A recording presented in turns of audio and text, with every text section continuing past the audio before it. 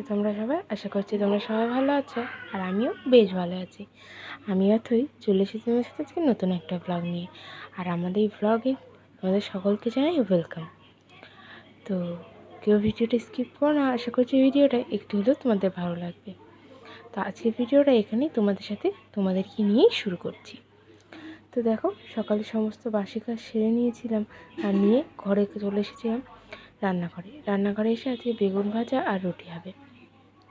তো লম্বা লম্বা ছোটো ছোটো বেগুনগুলো এরকমভাবে কেটে নিয়ে বেগুনগুলো আমি ভাজতে লেগেছিলাম, আর এক সাইডে বসেছিলাম বাবানের সুজি।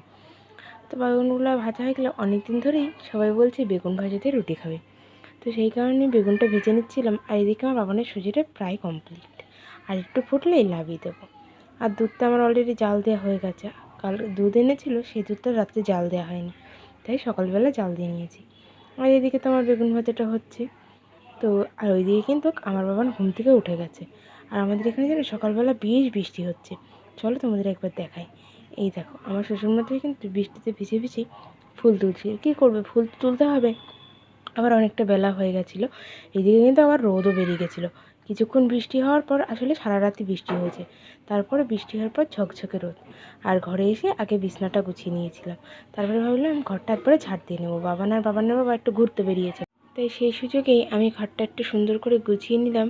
বিছনা চাদরটা একটু সুন্দর করে ঝেড়ে ঝুড়ে পেতে নিয়ে ঘরটাও ঝাড় দিতে লেগে গেছি। ঘরটা ঝাড় দিয়ে নিয়ে বাবানকে খাওয়াবো। তো চলো ঘরটা ঝাড় দিয়ে নিই। আর যে সকল বন্ধুরা এখনও আমার সাথে ভিডিওটাতে আছো, তাদেরকে জানাই অসংখ্য ধন্যবাদ। আশা করছি ভিডিওটা তোমরা পুরোটা দেখবে, আর পুরোটা দেখলে ভিডিওটা তোমাদের কেমন লেগেছে অবশ্যই কিন্তু আমাকে কমেন্ট বক্সে কমেন্ট করে জানিয়ে।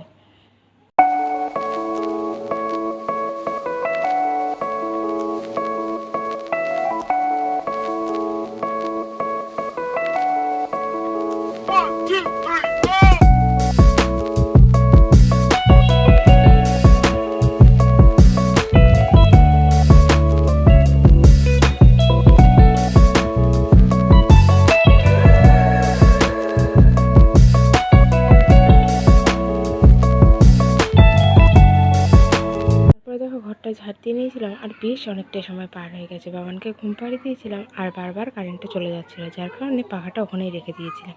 নাহলে একটুই হলে তো আবার উঠে যাবে। দেখো কত সুন্দর রোদ বেরিয়েছে, উঠোনটাও কিন্তু সুন্দরভাবে শুকিয়ে গেছে।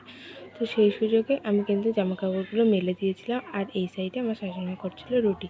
অনেকটা সময় যেহেতু পার হয়ে গেছিলো, আমি বলছিলাম তুমি রুটিটা এক সাইডে করো আর আমি এক সাইডে ভাত বসিয়ে দিই। তো সেই মতো ভাতও বসিয়ে দিয়েছিলাম। আর এই পাশে জলের বোতলগুলো দেখি সব খালি।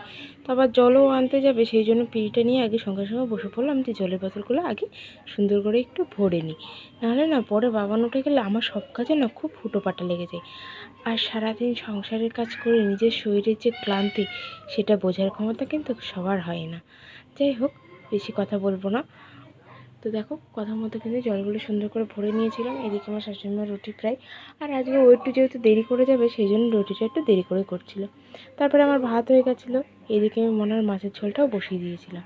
তো মাছটা ভেজে নিয়ে মাছের ঝোলটা বসিয়ে দিয়েছি। আর আজকে আমাদের হবে মুড়িঘণ্ট, ডাল, বেগুন ভাজা, কারকোল ভাজা আর ঘ্যাটকোল।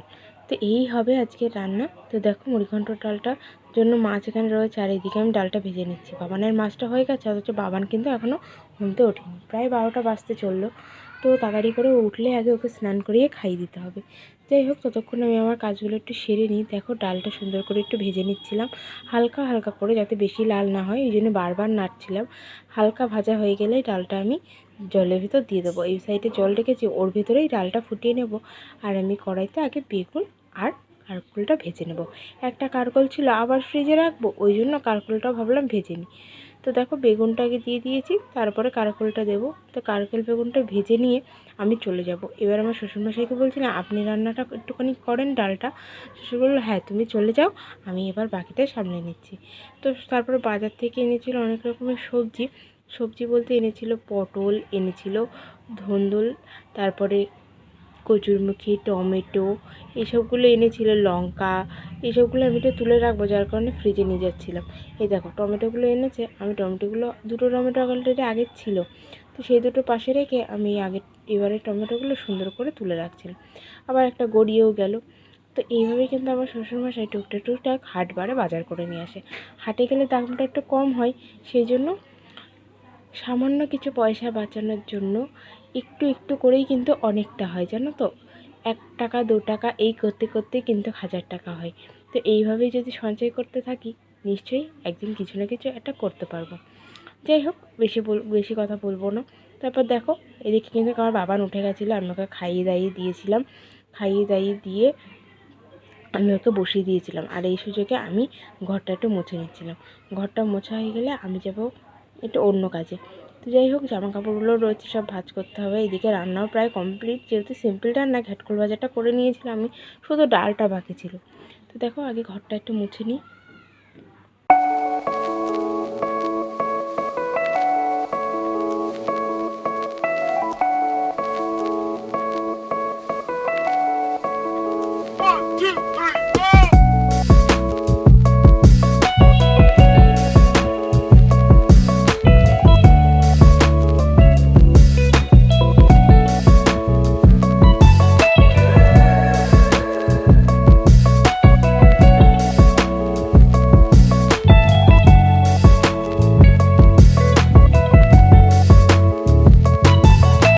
তো আমার তো ঘর মোছা হয়ে গেছিলো, আর এইদিকে দেখো আমি বাবানকে বসিয়ে দিয়েছিলাম।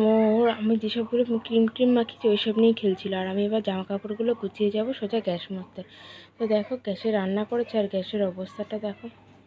যেহেতু মাছের মাথা ভেসেছে, সব ছিটকে ছিটকে গ্যাসের ওপর পড়েছে। তো গ্যাসটা সুন্দর করে মুছতে হবে। দেখো, তারপরে আমি গ্যাসটা সুন্দর করে মুছে নিয়েছিলাম, আর গ্যাসটা দেখো একদম চকচক করছে।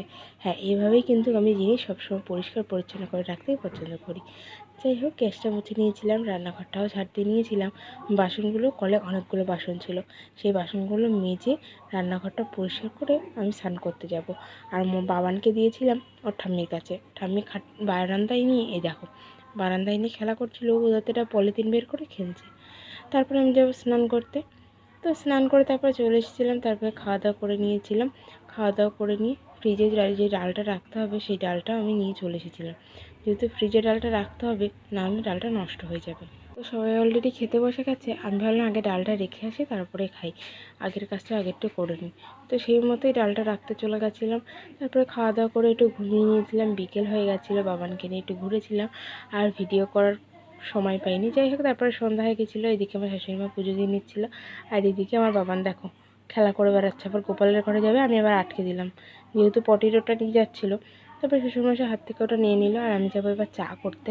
যেহেতু বাবাকে দুপুরবেলা খাইয়েছি, বোতলটা ধোয়া হয়নি, তাই জন্য বোতলটা ভালো করে গরম জল দিয়ে একটু পরিষ্কার করব।